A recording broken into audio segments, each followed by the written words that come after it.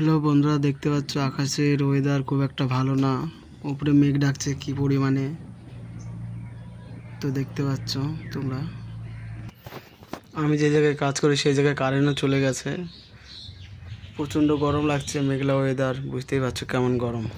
তো আমার শরীরটা ভালো বলে আমি তো কাজ করছি না, ভালো না বলে তো সবাই কাজ করছে দেখতে পাচ্ছ। এটা হচ্ছে ধানের খোলা। যারা নদিয়াতে থাকো, গ্রামগঞ্জে, তারা বুঝতে পারবে এটা কিসের কি।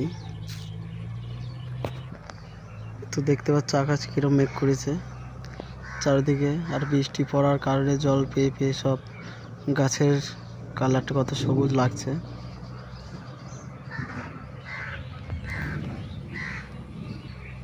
আকাশটা কত ওয়েদার দেখতে পাচ্ছ। এটা আমার প্রথম ভিডিও, জানি না ভালো হবে না আমি জানি, তাহলেও ইউটিউবটা নতুন খুললাম বলে চ্যানেলটাতে ভিডিওটা ছাড়লাম।